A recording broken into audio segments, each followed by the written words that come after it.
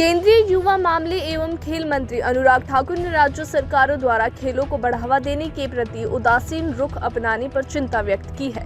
मंडी जिला के दौरे के दौरान शनिवार को निर्माणाधीन इंडोर स्पोर्ट्स स्टेडियम सुंदरनगर के निरीक्षण के दौरान अनुराग ठाकुर ने कहा कि खेल राज्य सरकार का विषय है और राज्य सरकारों को इसके विकास के लिए कार्य करना चाहिए, लेकिन देश भर में बहुत कम राज्य सरकारें खेलों को बढ़ावा देने के लिए नई योजनाएं और सुविधाएं दे रही है।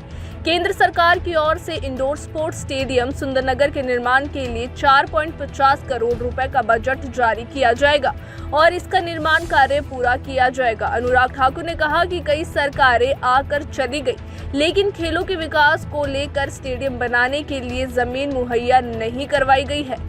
जिस जिला में जमीन उपलब्ध होगी वहां पर केंद्र खेल मंत्रालय स्पोर्ट्स स्टेडियम बनाने में कोई भी कोताही नहीं बरतेगा।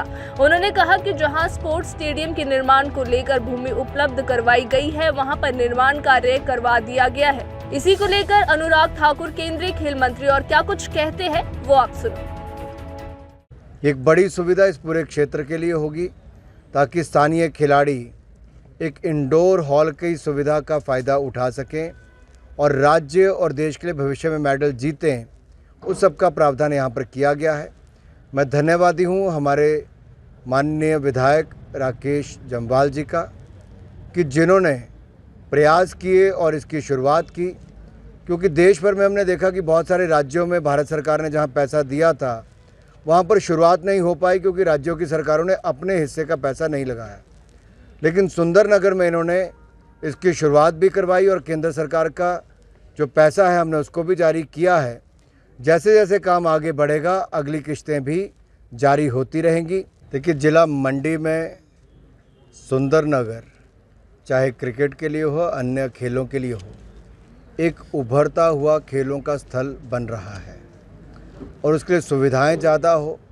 तो हमने पहले प्रयास किया कि क्रिकेट की सुविधाएं बने और अब इंडोर स्टेडियम की यहाँ पर सुविधा कर रहे हैं, जहाँ पर बास्केटबॉल हो, हैंडबॉल हो, कबड्डी हो, आपका रेसलिंग हो, judo, taekwondo, karate, table tennis से लेके योगासना से लेके अन्य गेम्स, इन सब की सुविधाएं यहाँ पर होंगी। यानी कि एक इंडोर हॉल आपको बड़े साइज़ का मिलेगा जहाँ पर मैट गेम्स आप ज़्यादातर खेल सकते हैं और बाकी भी बैडमिंटन से लेकर बाकी गेम्स आपको खेलने का अवसर मिलेगा। भाई, ज़मीन के बिना तो कुछ नहीं बन सकता।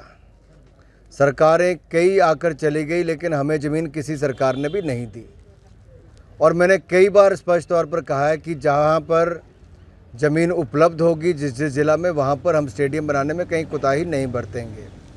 अब जब शुरू में 4-5 जगह पे ज़मीनें मिली उतनी जगह पे स्टेडियम बन गए।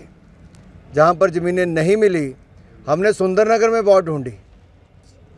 सुंदरनगर में भी हमने एक बार तो यहाँ तक कहा था कि पॉलिटेक्निक की जो ग्राउंड है, अगर वहाँ पर कोई भव्य आयोजन नहीं होते हैं तो अगर वो भी मिलेगी तो हम उसी में सुधार करके एक बड़ा ग्राउंड बना देंगे। नहीं, वो उनको देनी ही है।